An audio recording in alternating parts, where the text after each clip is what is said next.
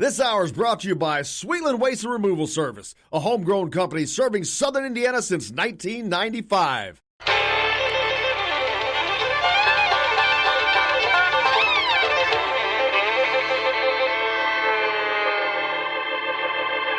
Well, we're coming to your city. Gonna play our guitars and sing you a country song. We'll all be flying higher than a jetliner. And if you want a little bang in your yin-yang, come along. Well, come on along and welcome aboard the Indiana Sports Beat with Coyle Leary here on this Thursday, December 12th, or D12 as Todd likes to say. Welcome into the Golf Club at Eagle Point Studios. Another great show on tap for you. Jake's at the wheel, keeping us on the track, and say hello to my running partner, Todd Leary. Beautiful morning. How are you doing? Cannot complain. On the program today, Adam Zagoria from zagsbogs.com. He was up in New York at the Jimmy V. Look forward to talking to him about that and just the overall picture of college basketball right now. Dustin Schutte, our good friend from the Saturday Tradition, will be with us on the program as well later. Last night, man, the women's basketball team from Indiana keeps on rolling, Todd. They knock off Butler up at Hinkle Fieldhouse, 64-53.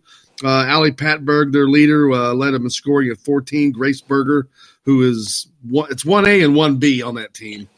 She had 12 points. And the freshman, Maggie Holmes, man, that girl's going to be special, 10 points. Bindu Yaney returns, a big piece of the cog for Terry Morin, who she says that is her best defensive specialist, and they've been playing lights out defense all year. But man, as much as I've talked about them, Todd, how much deep and how many pieces they have, they just added another quality piece to that roster. That's just nothing but good news for them. Yeah, it's not so much we look to see if they won overnight. We look to see, or if you didn't watch it, you look to see how many they won by, because they're just waxing people. I mean, they're going into Butler Fieldhouse and winning by 11, and I mean, that's probably one of their closer games so far this season. They just have been insanely consistent and getting back some pieces for being healthy. I think Berger just came back. I think that might be her first game back after a couple games off, and just having everybody healthy is got to be a huge factor for them, as we know it is with the men's team also. And it's just so exciting to be able to talk about all the different sports. I mean, we talk about this all the time, but just to have all the different sports that are doing so well, and the women's basketball team, boy, it's certainly fun to be proud of them. Absolutely. And then last night in the Big Ten on the men's side, there were a couple of games. And, man, if you don't think that the Big Ten is just going to be an absolute bloodbath, you are wrong. Michigan goes into Illinois last night, and Illinois was in control of that game virtually the entire time. The whole game, yep. And there was just never a doubt. I mean, it wasn't a runaway, but they kept them at arm's length the entire game, and they could not get closer. And, boy, they look scary, Todd. Did you watch that big guy, that big monster? Knock the ref out? Yeah. Did you see him knock the ref out? Yeah. Knock him out of the game. They got the Green Mile playing center for Illinois. Oh, my God. This guy is mammoth. I mean, they list him at 7 foot 290, and I don't know which one is the understatement. He's all man. Oh, he's a freshman. He's 19. Oh my! He could go. He could be starting in the NBA right now. I think he's not that good. I mean, he's decent. He's raw. He's raw. He is just huge. I mean, he's like that. You hate to give somebody this kind of credit this early, but he's like that Shaq factor. Shaq. There was a lot of 7 foot, 7'1" guys. But Shaq was just, for whatever reason, you could line up a whole bunch of 7-footers, and Shaq was just bigger than everybody else. And that's what this dude is. He's just bigger than everybody else. But he's more athletic than Shaq. Yeah, but he's not quite as big. I mean, Shaq was just weird. Shaq was a monster. But Yeah, Shaq was a lot thinner. Yeah, we're looking at the big fat Shaq right now. Watch him and Barkley sit over there and eat donuts fat diesel while they do their show. But Shaq was much more. I mean, we played against him in college, and he beat him in the tournament, didn't you? We did beat him, but Lawrence Funderburk got dominated by Shaq in an AAU who tournament. Wouldn't? Yeah, well. I don't know, but he did. He did. He made Matt Nover's 36-point performance against Shaq look like he held him to some points. I think he probably went for 50 against us then. But this dude's just crazy big. I mean, Kofi Coburn is. I'm actually going to pronounce his name correctly. I think after listening to the guys last night, because that's not how it's spelled. Nope, that's not how I thought it's spelled either. But I agree with you. I'm like going. Well, I sent a tweet out about after he knocked the ref out, and I kept hearing him say his name. I'm like, wait a minute. And I looked down and go, that is not what I wrote. And I went back and Googled. I'm like going, okay, that's what they're saying too, but that is not how they're pronouncing that. Yeah, it's not how it's spelled, but he dominated that game, and it's not really from a stats category. Every time they needed something to happen, they just threw the ball to him and something good happened. And plus it was just like a tornado inside in the paint. If you tried to go inside, they were blocking shots left and right. But it wasn't just him. It was, you got DeSomu and that other kid that reminds me of Will Sheehy. He's also that's a big international contingent. I couldn't even pronounce this kid's name anyway. It's one of those 8-foot long names from Bosnia, Herzegovina or something. Yeah. Let's just call him Bez. And then his name Bez. Something like that. But that dude was athletic as crazy, man. Bezvanishvili? Bezvanili. Yes, that's him. Well, he's got one of those 8-foot long names. But that dude's crazy athletic and talented. And, he was blocking shots, running from one end to the other to block a drive, and then throwing down a massive dunk. They're pretty talented, man. Yeah, they were asking the question last night about whether that team would be an NCAA tournament team. And, my gosh, last night they looked like a top 10 team. It was – well, they beat a top 5 team. They looked really, really good last night. And we're all just belaboring your point of the Big Ten it's going to be a crazy battle every night. On the roads, if you can steal some road victories, you're going to be ahead of the game. Well, to add to that, Wisconsin, they travel to Rutgers. All right. And to me, Nebraska's got to be the worst team in the Big Ten right now. So we can put them at the very bottom. The Northwestern's right above them. The Northwestern's right there. Then there's a group of 4. Wisconsin, Rutgers, Minnesota, and I'm going to put Indiana in that group. That are in that next group there, because Wisconsin goes to Rutgers and they lose to Rutgers. So it's going to be tough sledding trying to find a win on the road in the Big Ten. I honestly think that bottom group is the 3 of. I think Wisconsin's in that bottom group. That's why I say that how bad that loss was that Indiana had up there. I think Indiana's above that group. They've lost 4 or 5, by the way. Wisconsin has. I think Rutgers is above that group too. Rutgers is not bad. They're decent. If you can add Iowa to that group too. They're not very good. Oh, I don't know about that. They're not that good. They're gonna have games when they score 100 and blow some people out, and they're gonna lose to Rutgers and Penn State, and they have a chance of losing to Wisconsin. Does Iowa make the tournament this year? No. I disagree with you. I think that they do make the tournament. I think the Big Ten is while it is going to be. They're 7-3 right now. What do you think they have to finish in the Big Ten to make the tournament? Ooh, they're going to everybody's going to take a lot of losses. If they get 10 wins in the Big Ten, well, they already have 1, so they're only going to have 16 victories. It's going to be tough sledding in the Big Ten. It's going to be tough to find a win. 16 victories is not going to get you in the NCAA tournament. Do you think? Their RPI it may be strong enough because of the strength of the conference this year. It's going to be close, but the Big Ten is no doubt to me getting 7-8 teams in this year. I honestly believe. I mean, I know we just kind of skimmed through it, and it's nice to be able to say that they won. But I honestly believe a lot of those victories that the Big Ten had against the ACC in the challenge, I think that's going to have somewhat of a factor on some teams that get into the NCAA tournament. That's why I think Indiana's Florida State win was a big, big win, because if Florida State can have some good victories against, a North Carolina or Virginia or somebody like that in the ACC, that can be down the road. That can be a determining factor on whether they're able to get in or not. So yeah, like Iowa beating Texas Tech. Yeah, who's the Final Four team and who just beat the number one team in the country. Michigan killing North Carolina and Purdue killing Virginia. Like those, you can get victories against those teams, even if they're just at home.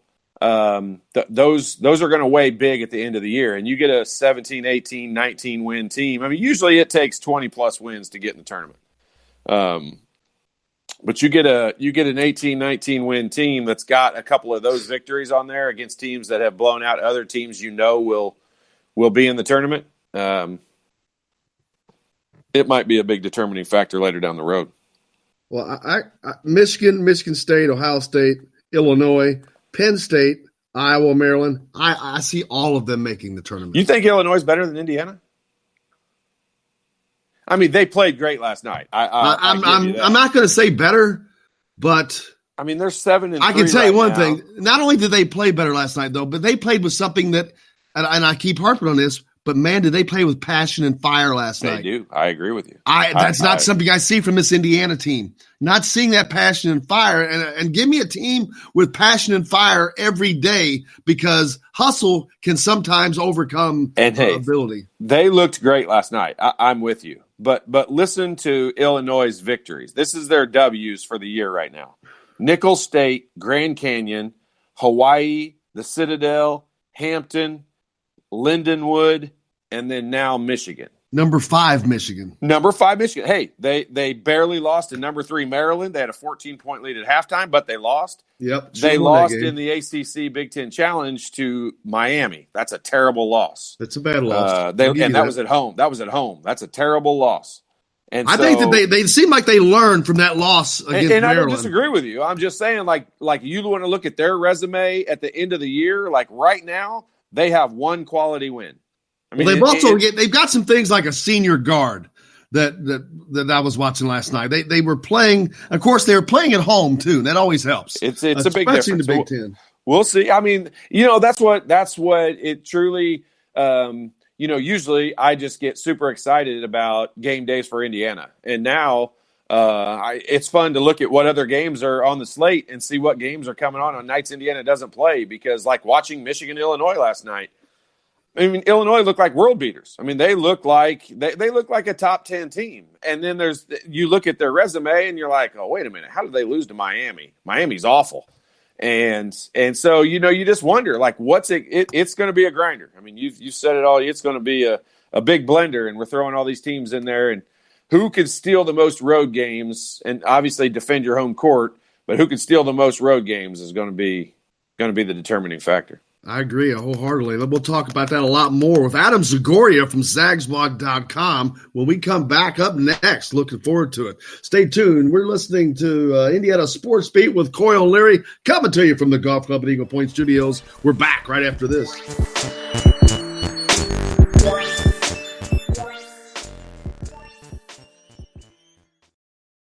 Hello, everybody. Jim Coyle from Indiana Sports Beat. When I'm not covering the Hoosiers, you can find me at Bubba's 33 in Clarksville, located on the northeast corner of I-65 at Veterans Parkway.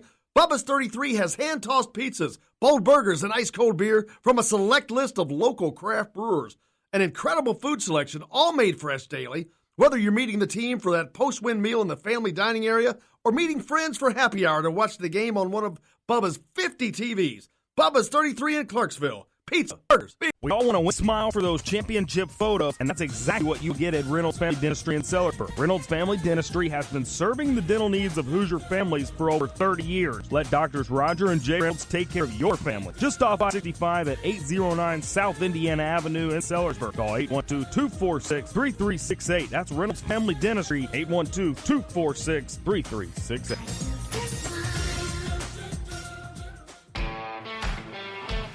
Now that warm weather has arrived, it's time to hit the links, and there's no better place than the Golf Club at Eagle Point in Bloomington. Voted best golf course by the readers of the Bloomington Herald-Times, the Golf Club at Eagle Point is under new ownership, has new fairways and bunkers, and it's open to the public. When the round's over, there's cold beer and a full menu at the Eagle Point Pub and Bistro. Call 812-824-1100 to make a tee time. That's 812-824-1100. The Golf Club at Eagle Point in Bloomington. This is AJ Moye. This is Dan Duckett. Hey, this is Michael Lewis, former Indiana basketball player. This is Indiana football coach Tom Allen. This is Jim Coyle with the Indiana Sports Beat. You can always like and follow us on Facebook. Always follow the show rebroadcast on iTunes, Google Play, iHeartRadio, Spotify. TheDailyHoosier.com is a great place to sign up for each and every day, or, of course, on 97.7 The Ref in Evansville. For the best recycling and waste removal service, turn to the area's leader, Sweetland Waste Removal and Recycling, a homegrown company serving southern Indiana since 1995. Sweetland Waste Removal and Recycling serves Floyd, Clark, Harrison, and Washington counties. For excellent service and peace of mind, call Sweetland Waste Removal and Recycling today at 812-944-5642. That's 812-944-5642. Keep life sweet with Sweetland Waste Removal and Recycling. I'm Rain Shaddy, and I'm a Hoosier. As a toddler, you could always find me running around in a cream and crimson onesie and a red IU hat reminiscent of those worn during the world-famous William Tell timeout, shouting, "Go Hoosiers!" Like many other alum, I chose to make Bloomington my home. As a civic and alumni leader, I have become very knowledgeable about our community and would love to share my insights with you as your realtor. Find me on Facebook or call or text me, Ryan Shaddy, with FC Tucker Bloomington Realtors at 765-623-9093.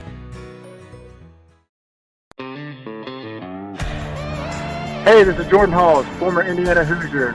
Keep up with Indiana sports on Indiana Sports Beat. Today's guest is brought to you by Reynolds Family Dentistry of Sellersburg. You need $1 million smile for those championship photos, and that's exactly what you'll get with Reynolds Family Dentistry. Listen at them old hound dogs. Welcome back to Indiana Sports Speed Radio here on this Thursday, December 12th. Coyle and Larry with you. I'm Jim Coyle, of course. Todd and Larry here. Joined now by Adam Zagoria from Zagsblog.com, national college basketball writer you should be very familiar with. Adam, how are you, sir? I'm doing well, fellas. How are you guys doing? Great, great. I'm sure you were up at the Madison Square Garden for the Jimmy V the other night. A couple of, I don't know how to say good games, but competitive games, no less.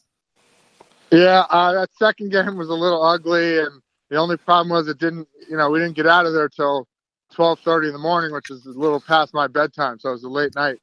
I hear you, man. We had a post-game show to do after that game. It was a little rough, I assure you, but not as rough as watching that game. That was an absolute ugly game, Adam. I mean, it was 22 turnovers by UConn, and Indiana didn't exactly light it up either. It was just a slugfest.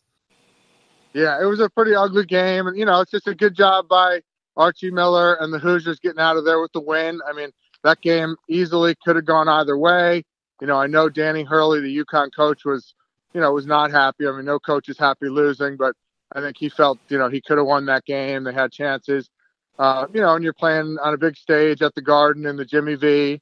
What's crazy is Indiana won the game without a single double-digit scorer, I think, right? Yeah, and I tried to look that up. It's been over 20 years since that's happened. For them, right? Yeah, for Indiana, yeah. Yeah, I mean, they got Trace Jackson Davis and Al Durham and Justin Smith and everybody. Devontae did a little bit. Everybody did a little something to, get the game won. But other than the big guy in UConn, Josh, nobody really stood out. Hey, Adam, this is Todd. I saw during the broadcast a lot of coverage about the excitement of UConn coming back to the Big East next year. What goes in? I know you cover the Big East a lot out there. What's the factors that go into a team switching conferences like that and coming back? Like what was UConn's reason for leaving, and why are they coming back? Yeah, well, I actually wrote a story that was in the New York Times on I don't know, I guess the day of the game, Tuesday, about that. And, I mean, look, when the Big East broke up in 2013, the football schools went one way and the basketball schools went another way. And I think everybody around the New York area, you can lose, Louisville or West Virginia from the Big East, and that's not really too big a deal because people didn't really associate those schools with the Big East anyway. Right. But when you start losing UConn and Syracuse out of the Big East Conference, that strikes most people as that's not right, and Sure. Those schools belong in the Big East. Now Syracuse is gone; they're in the ACC, and they're not coming back. But Connecticut really belongs in the Big East. And what's interesting about that whole deal is they pretty much hung their football team out to dry, right? Because the football team is going to have to go independent or find a new league, whereas all the other sports are coming back to the Big East next year. So, I think it's good for the league. They'll have 11 teams now. They can play a 20-game schedule. Everybody will play everybody twice. It's good for Dan Hurley recruiting-wise because he can pitch, from New England to the Mid-Atlantic that he's in the Big East. And, instead of playing, freaking Houston and Memphis and Tulsa and, right, teams nobody in Connecticut cares about, you're playing St. John's and Providence and Villanova and Georgetown and the teams they should be playing. But just because I'm not smart enough to know. It should help their recruiting.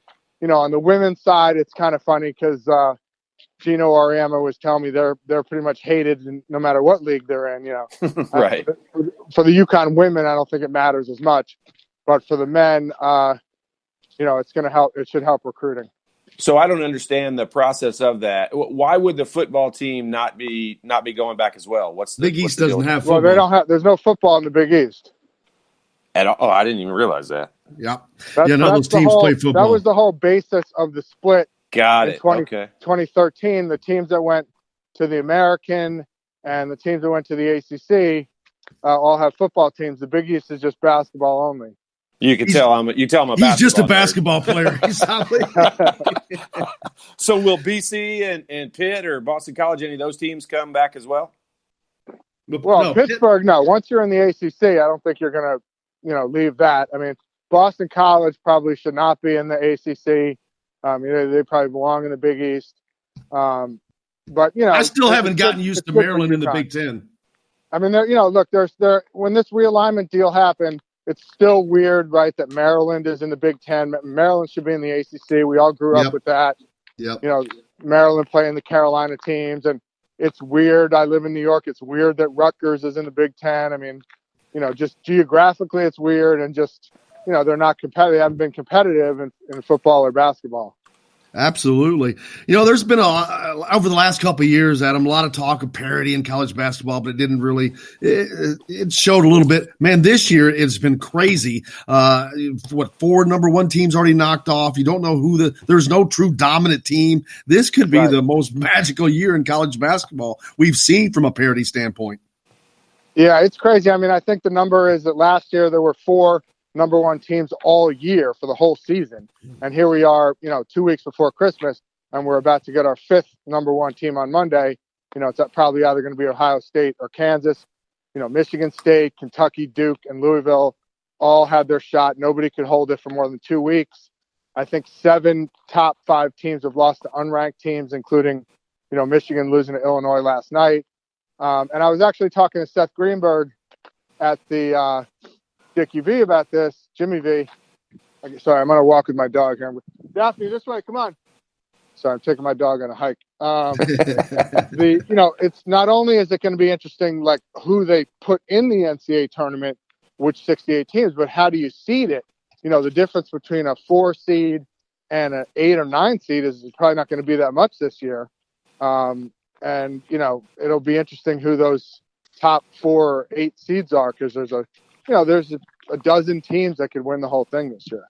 Absolutely. And you talk about a new number 1, Ohio State, I think is probably going to be that team. And it would have been Maryland had they not lost just the other night, which would have been with the 3rd or 4th different Big Ten team. The Big Ten is going to be an absolute bloodbath this year. Yeah, I mean, just looking at the standings, I think there's only a couple teams under 500 overall, right? Like, is it Northwestern? And right, Nebraska, Northwestern, probably. Yeah, Wisconsin. You got Penn State. I mean, Pat Chambers was kind of on the hot seat there for a number of years, and now he seems to have turned the corner. He got a big win there against Maryland at home the other night. I think obviously Ohio State and Michigan State, Maryland are, the cream of the crop in the league, and they're all going to be kind of in the mix for top seeds in the tournament. But Illinois dominate Michigan last night. What's that? Illinois dominated Michigan last night. Yeah, they got my guy Kofi Cockburn from up here in New York City playing for him. But He's you look brutal. at schools like Rutgers. Rutgers got a big win over Wisconsin. They have a huge game Saturday against Seton Hall, which is ranked, which I'll be covering. It's a big opportunity for Rutgers. Penn State. Daphne, come here. Penn State gets the win at home over Maryland. So, there's a lot of those sort of middling bottom teams are coming up a little bit. What's the biggest thing in college basketball this year that you've seen different, other than the parity? I mean, the parity's been amazing, but it's almost like changing the guard, because as we get closer and closer to this one and done rule changing, I'm seeing more and more teams trying to get older. Yeah, I mean, look, the old phrase is you want to get old and stay old in college basketball. And, this year you got Kentucky and Duke have a bunch of one and dones as usual, and Memphis, but none of those teams are dominant. There's no dominant player like a Zion this year. James Wiseman is out. He'll come back in January.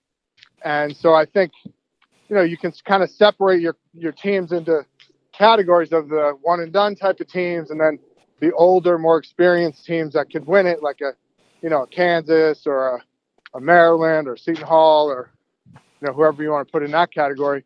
And really only since the one and done teams started about a decade ago, mostly at Kentucky, only 2 teams have won a national championship relying mostly on one and dones, Duke in 2015 and Kentucky in 2012. So, it's those teams are good every year, but to win the whole thing is hard. Yeah, Todd was a one and done for Coach Knight. He'd try one. He'd try one shot and he was done. He'd put his ass on the bench. No doubt. But going through the rest of the season now, we get closer and closer to tournament play. There's going to be a lot of teams fighting to get in the tournament this year. It's going to be tougher, I think, to get in, especially in a conference like the Big Ten that is so tough. But yet there's going to be a lot of losses. I mean, a win on the road is going to be a premium. I think we may have lost him. Yep. Sounds as you asked another Big Ten question and he hung up on us. All he wanted to talk about was the Big East. No, you were going to talk about the Big East. What you talking about? If you want to try to get him back, Jake, we can, just to say bye to him. If not, it doesn't matter. I'll say bye to Todd instead. But the Big East, it used to be a behemoth, but they used to have football. Those schools that were in there had football. But what happened was once they started leaving, Louisville leaving and Syracuse leaving and Pitt leaving, they took all the big schools that had football out. And then now you've got teams like Butler that's in there that has football, but George Townsend, they don't have football. So it's a basketball league now. That's nothing screams the new guy like asking a dumb question. I swear to you. And I watch college football every week. It never even dawned on me there wasn't a Big East anymore. Yeah. Well, I knew all those teams left and went to the ACC in basketball, but I guess in football, you just never even really think about them. Right. Absolutely. A couple texts into the show, by the way, before I forget that. Tim says, oh, yeah. That's the Masked Singer. You see that? Yeah. Who was it? People were guessing the thingamajig was Victor Oladipo. We've been hearing that all year. Was it not? It was. Oh, it was him? He was finally revealed in that.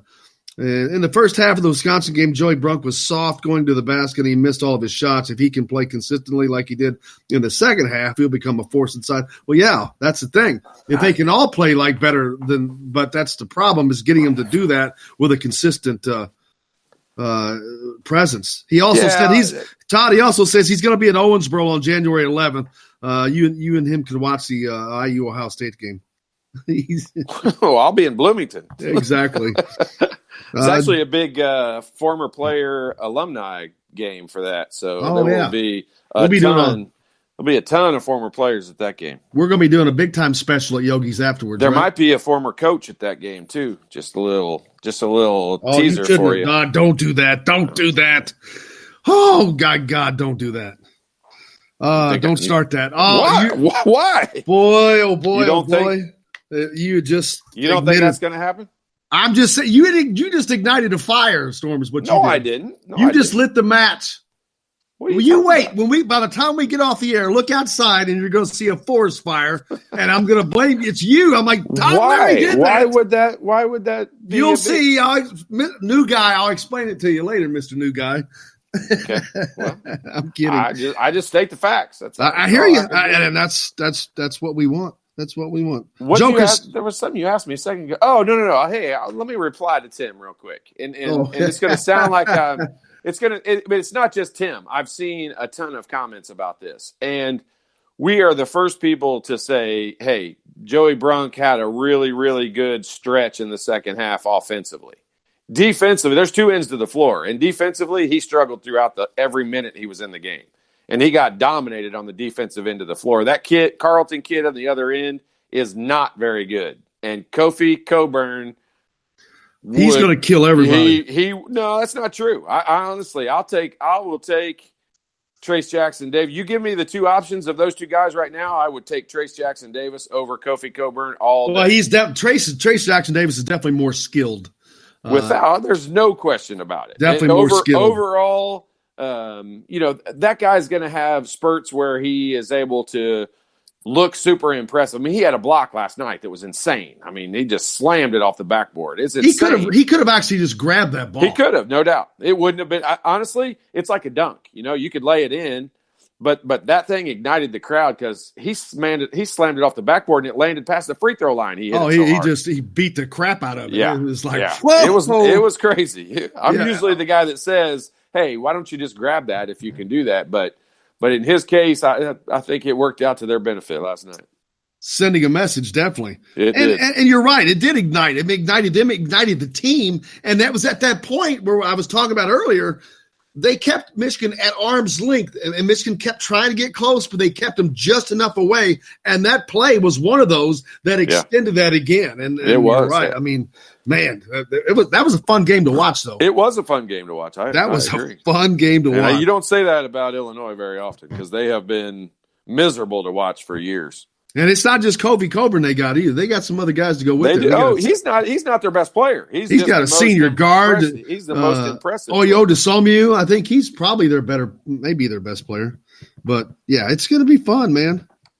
Yeah. Well, it's going to be fun for some people. There's going to be days it's really frustrating. There's going to be days it's fun to watch. That would not have been all that fun if we were talking about Indiana getting beat by. It looks to me that this year in the Big Ten, every road game is going to be on a wing and a prayer. And even home games, you're going to be on the edge of your seat because nothing's going to be easy. Here's going to be the question, though. When you get down to late February and March and NCAA tournament time, are they going to take 7 or 8 teams out of the Big Ten, or is this going to be a year when you're going to get like the Atlantic 10 and some of those teams that are going to have much better records? Are you going to get those teams in? I mean, committee's really going to have to factor in strength of schedules and quality wins in this year, in my opinion. Yeah, absolutely. I agree because you get into a situation like the Big Ten is in where they are extremely deep, but then you start beating the crap out of each other. And that's what I'm saying. Those road wins, they're going to be few and far between, which means you're going to have a lot more losses. And you've asked a question before, how many losses does the Big Ten champion have this year? And it's got to be at least 4 minimum and maybe 5. But Ohio State, are they that? We have to wait and see how good Ohio State actually is.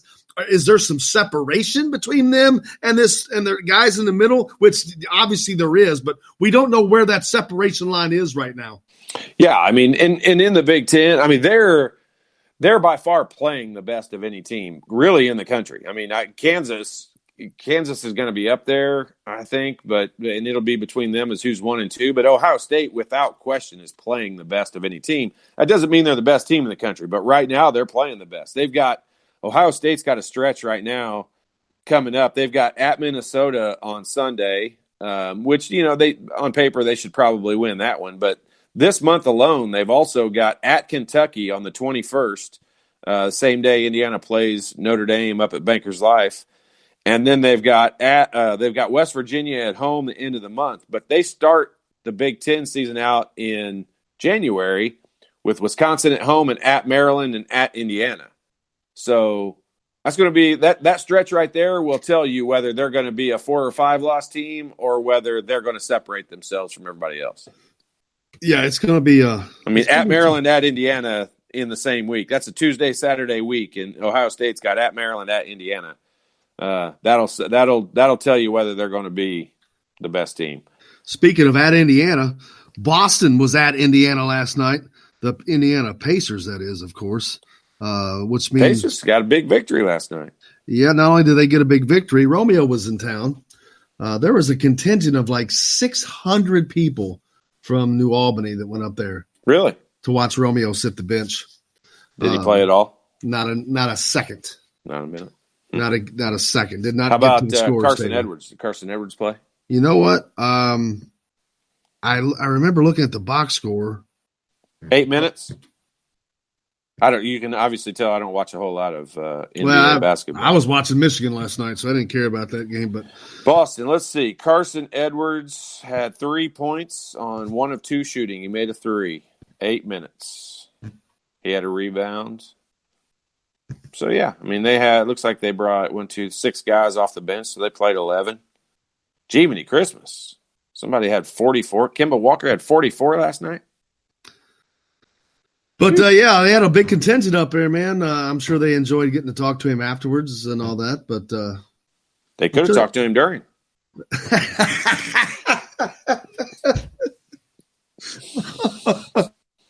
Just saying.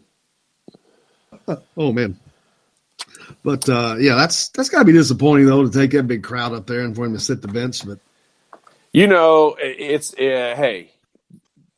It's like a kid going to college that you got 4 years to prove yourself, and as a freshman, sometimes they don't expect a whole lot out of you. You know what, Romeo's the kind of kid that don't be surprised. I didn't think his game translated to the NBA near as well as everyone was ranking him to be. Now that's easy for me to say now when this is happening, but I will say this: Romeo's the kind of kid that I think will work hard enough to get himself into a position where he ends up being a player in the NBA. And I think he'll have a kind of a long, extended career. Probably never be an all-star, never be the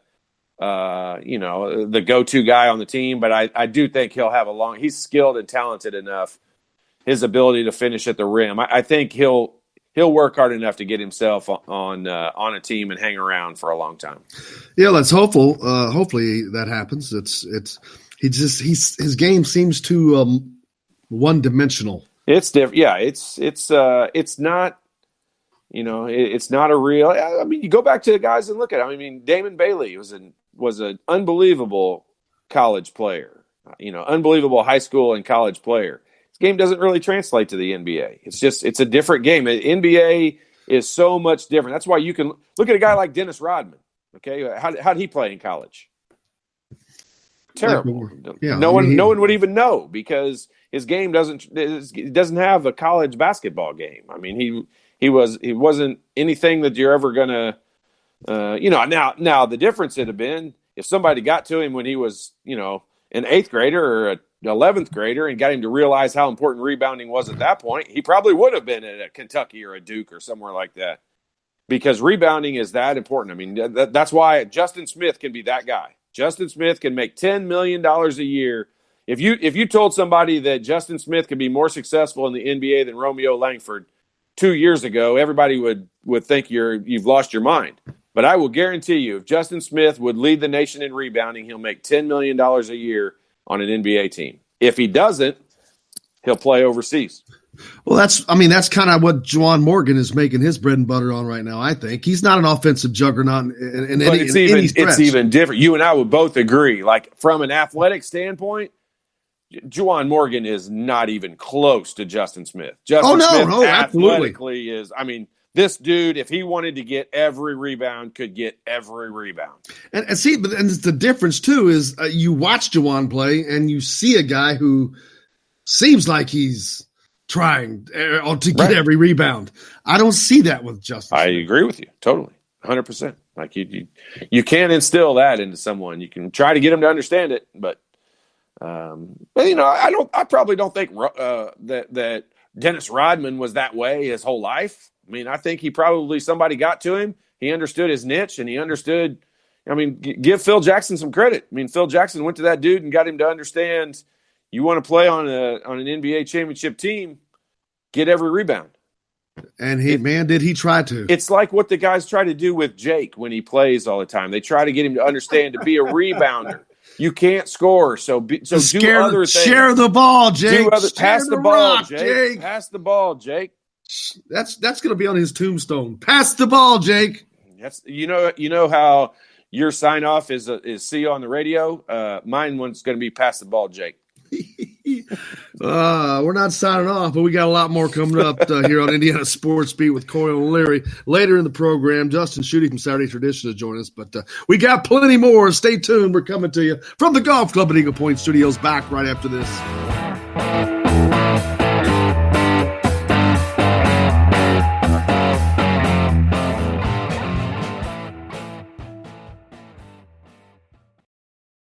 Hello, everybody. Jim Coyle from Indiana Sports Beat. When I'm not covering the Hoosiers, you can find me at Bubba's 33 in Clarksville, located on the northeast corner of I-65 at Veterans Parkway.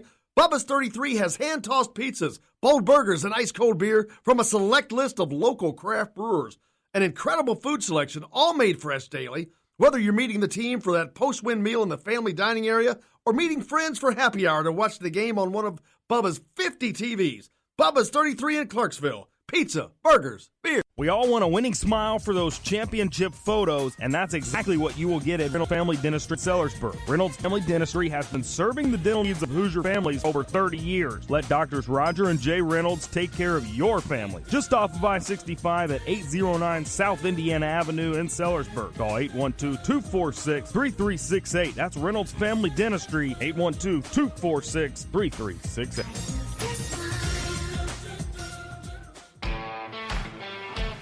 Now that warm weather has arrived, it's time to hit the links, and there's no better place than the Golf Club at Eagle Point in Bloomington. Voted best golf course by the readers of the Bloomington Herald-Times, the Golf Club at Eagle Point is under new ownership, has new fairways and bunkers, and it's open to the public. When the round's over, there's cold beer and a full menu at the Eagle Point Pub and Bistro. Call 812-824-1100 to make a tee time. That's 812-824-1100. The Golf Club at Eagle Point in Bloomington. This is A.J. Moyer. This is Dan Dockett. Hey, this is Michael Lewis, former Indiana basketball player. This is Indiana football coach Tom Allen. This is Jim Coyle with the Indiana Sports Beat. You can always like and follow us on Facebook. Always follow the show rebroadcast on iTunes, Google Play, iHeartRadio, Spotify. TheDailyHoosier.com is a great place to sign up for each and every day, or, of course, on 97.7 The Ref in Evansville. For the best recycling and waste removal service, turn to the area's leader, Sweetland Waste Removal and Recycling, a homegrown company serving southern Indiana since 1995. Sweetland Waste Removal and Recycling serves Floyd, Clark, Harrison, and Washington counties. For excellent service and peace of mind, call Sweetland Waste Removal and Recycling today at 812-944-5642. That's 812-944-5642. Keep life sweet with Sweetland Waste Removal and Recycling. I'm Rain Shaddy, and I'm a Hoosier. As a toddler, you could always find me running around in a cream and crimson onesie and a red IU hat reminiscent of those worn during the world-famous William Tell timeout, shouting, "Go Hoosiers!" Like many other alum, I chose to make Bloomington my home. As a civic and alumni leader, I have become very knowledgeable about our community and would love to share my insights with you as your realtor.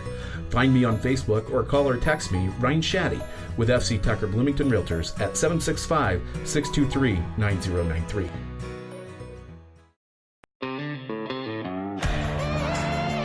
Hey sports fans, this is Lily King. Make sure you tune into Indiana Sports Beat with Jim Coyle.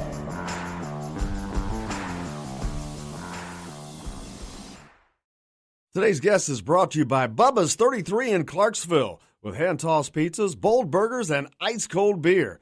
Pizza, burgers, beer. Bubba's 33 in Clarksville.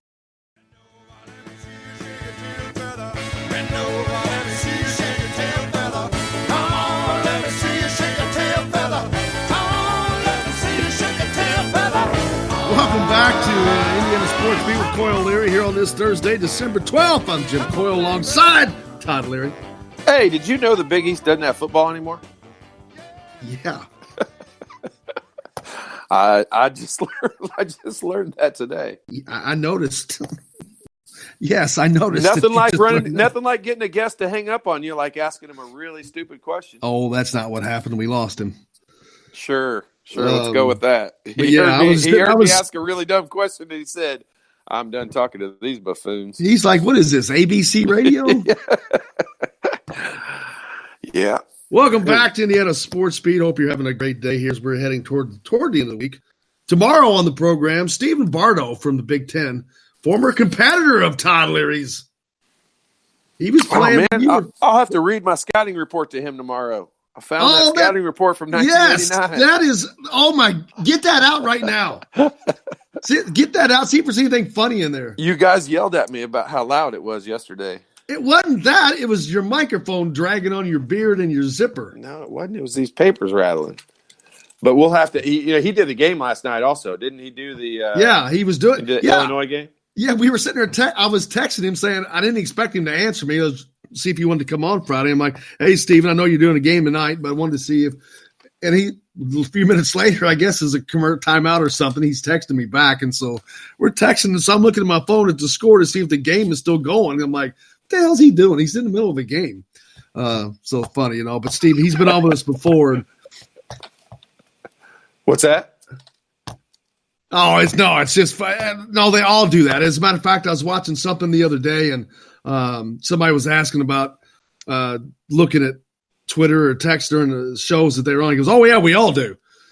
So yeah, trust me. I got friends that are in local TV still, and I'll text them about something. They'll text me back at a commercial break. It's a whole new world. It's a whole different world now. But I'm going through the notes.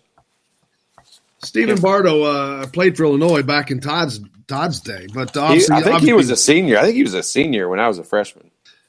Obviously, an analyst with the Big Ten Network now doing games for them, also in the studio as well. But he also does a deal on his own, I think, a Big Ten Eats thing. And I'm telling him he's got next time he comes to Bloomington, got to meet us at Yogi's. You want my scouting report on him? It's nothing exciting, but he shoots from the outside. He will slide off of the flare screens to the corner. He likes to stay on the 3-point line. He'll back you down if he has the ball on the wing and you're guarding him as a shorter player. And if we have to follow him off all screens because he's a shooter. So we had to follow him off all screens. You couldn't go underneath any screens. That was my Stephen Bardo report. Right? That's funny. You know what I had for Kendall Gill? I had one thing for Kendall Gill. Drives left. Pray. Drives left. I don't think I planned on playing a whole lot in this game because I didn't write a whole bunch down for some of these guys. Marcus Liberty goes to the right, will shoot. He runs the floor, turns to his left. Yeah, it had to be. This was the year after because you got Jay Edwards scholarship, but this was the year after the game. They won the national championship, right? Well, they lost to Michigan. They lost to Michigan at Indiana on the last second shot that went back and forth. Jay Edwards hits a last second shot and I'm in the balcony for this game to seemingly put Indiana ahead to win this game with just seconds to go. And then, of course, I think it was Kendall Gill who hit the last second shot to win the game for Illinois in Assembly Hall. It was. I don't think it was Kendall Gill. It was like, who was it, Jake? Well, we'll ask Stephen Bardo tomorrow. He'll turn your mic up, Jim. We'll ask Stephen Bardo tomorrow. He'll damn sure hear. No. IU fans will text in who hit that shot. It wasn't started with an N. But I was in Nick something. Wasn't it Nick? Yes. Yeah. Man, you're onto it. You're onto it. Yeah, I was in the balcony. But didn't Illinois lose to Michigan in the national championship game the year before this? I don't remember. I have to go back and look. Jake, aren't you supposed to know this stuff? Oh, you weren't born yet. Never mind. I was like 3 years old. Never mind. Well, we'll just ask Stephen Bardo tomorrow. He'll That's definitely a good point. know. Good point. He'll definitely know. That'll be fun. Looking I forward can't wait to him break. I can't wait to break this book out for you tomorrow. Let him Hey, know. you need to go through that book, and we'll just start getting guests on based on that book. No, because some of the scouting reports I wrote in here, people would not want to know about. Oh, but they do. Let's see what I wrote about Matt Painter. I wrote some funny stuff about Matt Painter. And the next time we play Nebraska, I screwed this up because we didn't think about it soon enough. But we should have had Fred Hoiberg on. Does Indiana go to Nebraska this year? Yes, okay. They do. All right, so we're gonna get Fred on the next time when we go to Nebraska. We got to start. Yeah, I got to start getting ahead of this and trying to get these coaches on. We'll get Dane Fife on. Dane's been on with us before when we play Michigan State. Yeah, he's better be ready to answer questions about how can you foul somebody on a 3-pointer.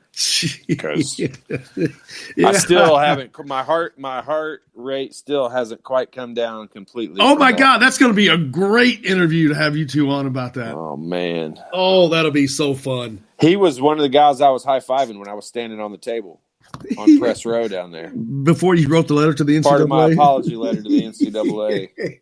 Because apparently the Indiana Radio Network is supposed to be professional? Yeah, we're not allowed to be homers, apparently. You're not supposed to at least appear to be homers. Yeah. But Todd said, "The hell with it." He jumped up on the table. He tore his suit, his jacket off, and underneath he was still wearing his Indiana jersey from 1993. What very few people also know is just because it was in Rep Arena, I pulled my junk out and just put it on their press table down there just because it was Rep Arena. Boy, oh boy. Hey, I was at that game too. The things you learn on the radio. Am I supposed to bring these things up when we're not actually on the air? Yeah, moving right along. It was Rep Arena, man. What are you supposed to do? I gave myself a head. I was there as a fan in that game. I didn't go to the bathroom for 3 days before I went there just to make sure I could go. I went. I gave myself a headache screaming at that game. I'll never forget that. I was in the end zone just above the second level. Pretty good seating, actually, right there above the goal. And I was on the opposite end where Dane Fife fouled the guy. I was on the other end. You were to my right then, because I was right in front of me to the left. Man. I told Don Fisher I loved him that game. I lost control. Man. I lost control of your bowels, control of your junk, control of everything, man. No, I control my bowels. I saved that up for Rep Arena. Holy cow! I'm not sure their plumbing system has ever recovered.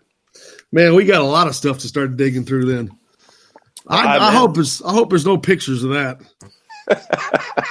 No, heck, we didn't have cell phones back then. I went to and I also was in Atlanta the following weekend as a fan too. A weird, funny story is I was going with a friend of mine's dad, one of my best friends growing up, Mark Helmer. His dad, Oski. We went down to. I couldn't find anybody to go, but he was going to go, so we went down and we're walking in. It may have been the semifinal game. I can't remember. It didn't matter which game it was, but we're walking in and talking to this. He's talking to this other guy. I'm just walking. And it turns out it was AJ Moye's dad we were talking to the whole time going in there. So that was pretty cool. We'll get AJ on here again. He's been on the show before. He's always a fun interview. Oh, yeah. I love having him on. He's out in L.A., and so we have to make that work for him. That's time-wise. It's a little difficult, but look forward to getting to that. Man, a lot coming up. Indiana takes on Nebraska tomorrow in a get-well game. Call that a get-well game. It's like yeah, they've got some getting well to do. But that's a good timing. It's a good game. We talked about this yesterday, and it's not Indiana's fault, not Indiana players' fault. But man, scheduling this game on a Friday night is just silly. I hate the fact that obviously I'm missing my son's basketball game, so it's going to make me a little extra irritable about it. But it doesn't make any sense. I don't understand why they do that. Money, brother. It's all about money. I know, but come on. It's all about the jack. It's all about that Big Ten money, baby. Seriously, though, the Big Ten networks also got to understand, people are not going to sit at home and watch this game on Big Ten Network tomorrow night. They might watch it later on Big Ten Plus or something, but you will I will be watching it. I will be live watching it. I won't be watching it on the Big Ten Network. Now, is who's Carmel play Friday night? Noblesville, Noble Tucky. Okay, so that's just a regular season game. Yeah. Well, So that- MIC, I think they're in the MIC. I think Noblesville's a MIC team. That won't be on any of the cable things or anything. Well, It might be the MIC game of the week. I don't know. Well, if it is, you can catch it that way. Saturday we'll get to see him though. We got a big game. So staying for the Trey Galloway Anthony Leal matchup late in the day on that one. That'll be fun. Do you remember who all's in that? I do, just because I looked it up yesterday. I know Silver Creek and Trey Kaufman's Yeah, in that. that's in between. That's in between Carmel and. We're talking about the Southport Tip-Off Classic. Yeah, Crossroad. What's it called? I think it's a Southport Tip-Off Classic, isn't it? No. Or the Tip-Off Classic at Southport? Man, I looked it up yesterday. Why can I not remember? It's close enough. Forum. Isn't it the Forum? Oh, something like that. I don't know. Doesn't really matter. Anyway, it takes place on Saturday. I think it's 4 games. It's the Forum Tip-Off Classic. Yeah, who else in it? You got that pulled up? I do. It is. Great I think I do. Well, Silver Creek's in it. Don't. Who's Carmel playing it? Daggone it. Sorry, guys. Jake, just pull out some TikTok music. Da, da, da, da, da, How can that da. not be on there? I don't know. But anyway, the Saturday, the Forum Tip-Off Classic at Southport High School. We're looking forward to that. But, hey, we got a lot more coming up in the program. Dustin Schutte from Saturday Tradition, while he's looking that up. Dustin Schutte will be with us in the next hour. We'll talk a little bit of football. And we got lots of more basketball to talk about, too. Stay tuned. Hey, keep your texts coming. 812-269-6367. That's 812-269-6367. You can hit us up at any time. We appreciate it. Or you can send, however you can reach us on the multiple message pathways that you can get to us. We appreciate it. But we'll stay tuned. We got lots more coming up here on Indiana Sports Beat. Coyle O'Leary back with more from the Golf Club at Eagle Point Studios right after this. Sunny, thank you for that smile upon your face. Sunny. Hello, everybody. Jim Coyle from Indiana Sports Beat. When I'm not covering the Hoosiers, you can find me at Bubba's 33 in Clarksville, located on the northeast corner of I-65 at Veterans Parkway. Bubba's 33 has hand-tossed pizzas, bold burgers, and ice-cold beer from a select list of local craft brewers. An incredible food selection, all made fresh daily. Whether you're meeting the team for that post-win meal in the family dining area or meeting friends for happy hour to watch the game on one of Bubba's 50 TVs. Bubba's 33 in Clarksville. Pizza, burgers, beer. We all want a winning smile for those championship photos, and that's exactly what you will get at Reynolds Family Dentistry in Sellersburg. Reynolds Family Dentistry has been serving the dental needs of Hoosier families for over 30 years. Let Doctors Roger and Jay Reynolds take care of your family. Just off of I-65 at 809 South Indiana Avenue in Sellersburg. Call 812-246-3368. That's Reynolds Family Dentistry, 812-246-3368.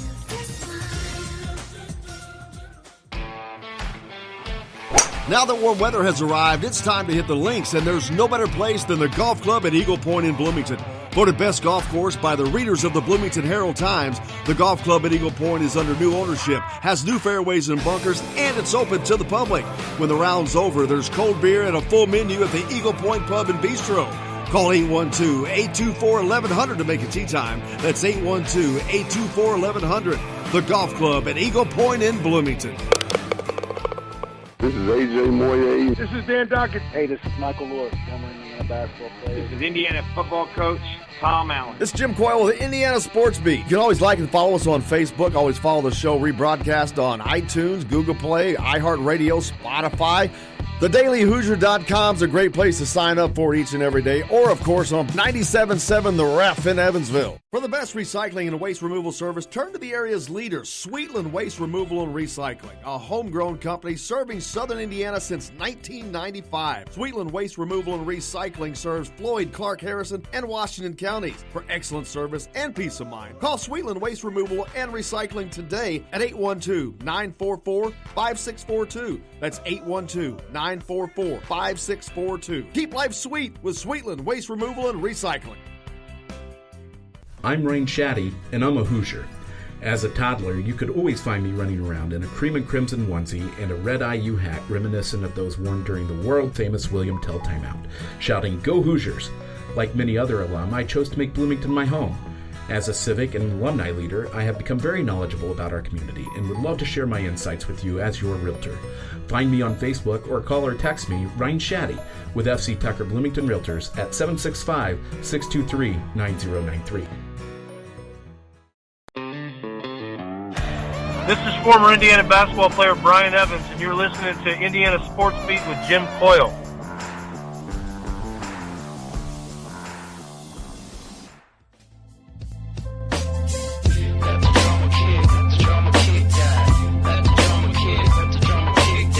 Yo, welcome back to Indiana Sports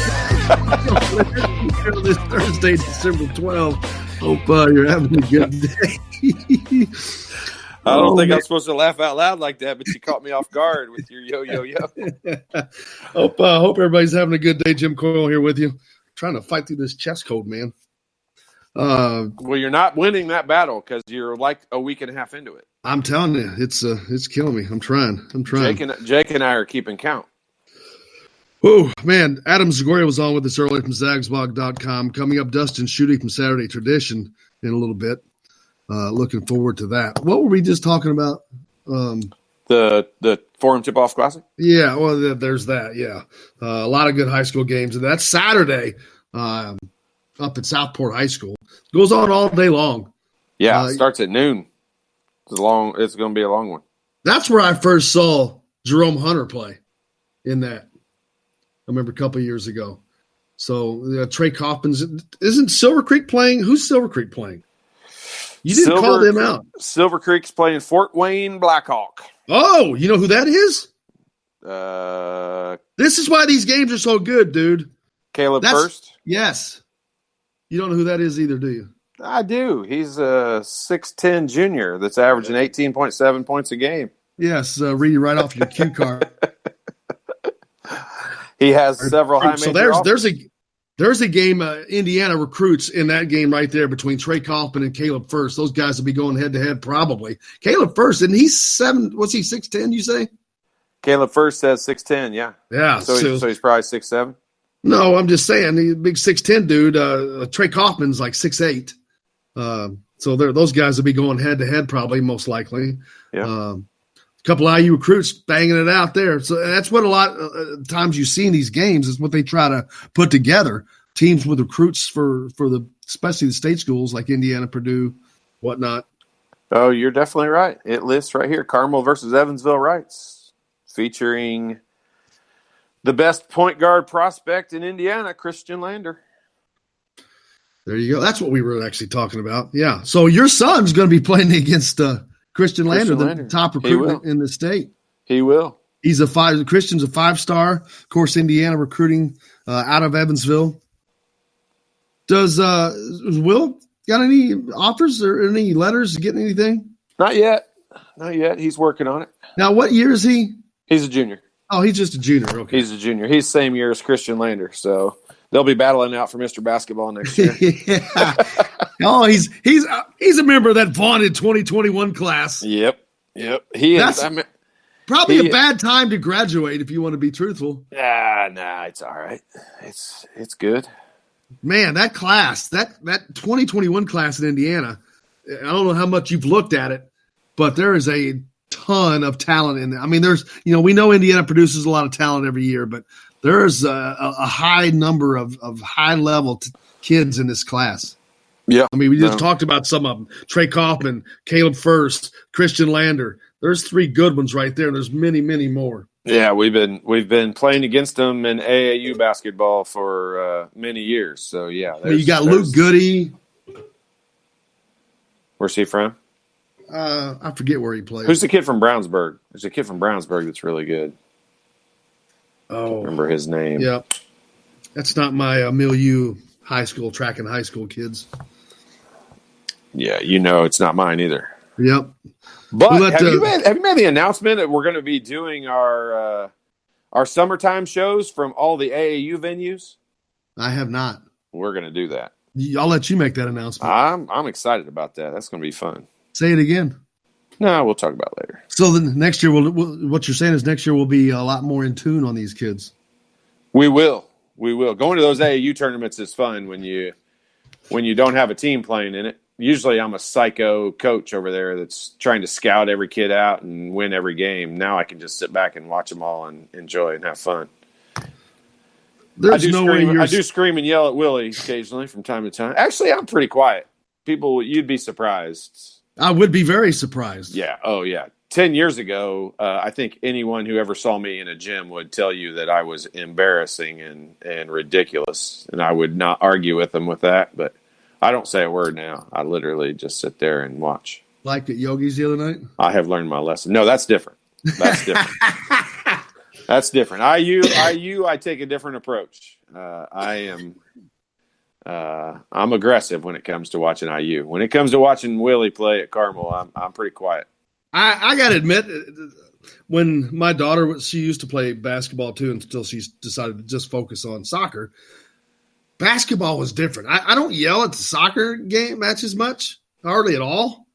At the basketball, it was different. I don't know why. It was like I could not yell at the basketball. It's like even if I tried to not, I couldn't.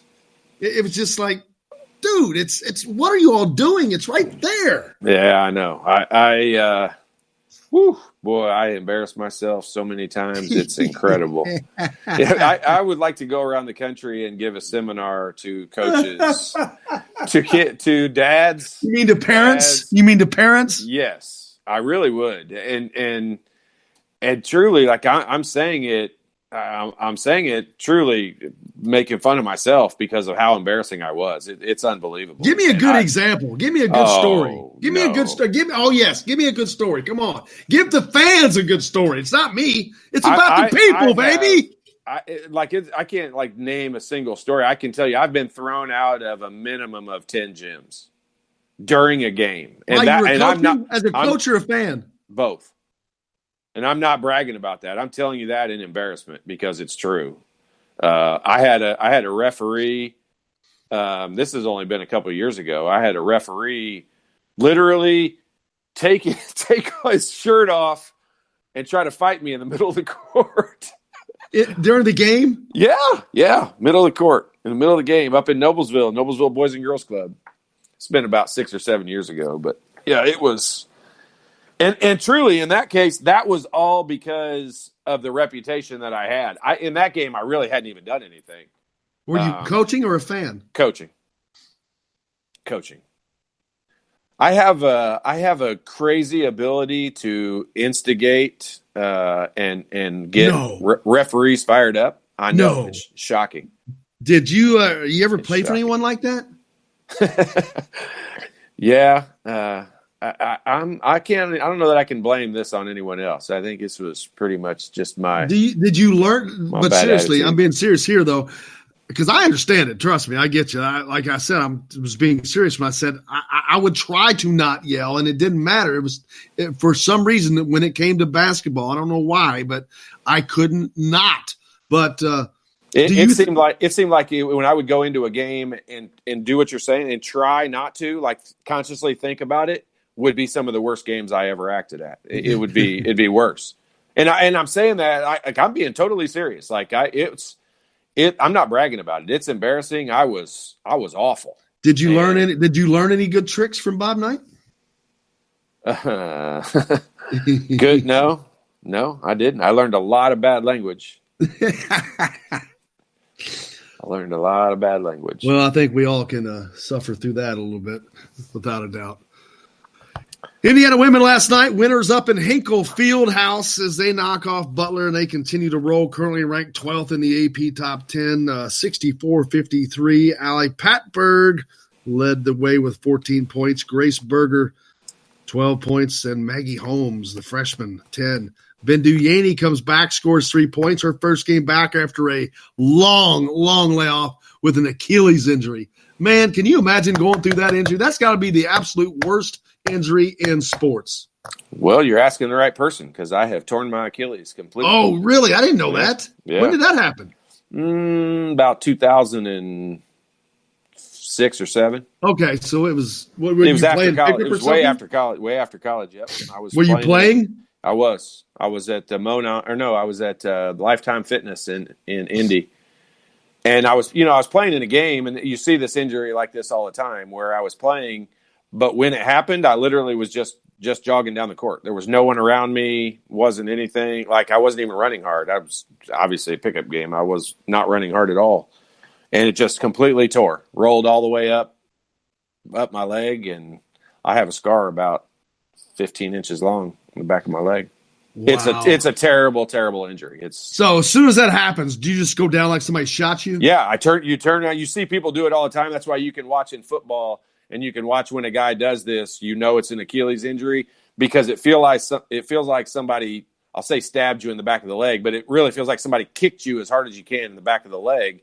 And you turn around and you're like, what in the world? And there's nobody around you. Like anytime you see somebody do that, they tore their Achilles. Because it's funny how that's the response, and that's what it is. And I did it at the moment. I was just jogging down the court, and I just immediately went to the ground and turned around and looked like, who in the world just kicked me in the back of the leg? And there was nobody near me. Oh man.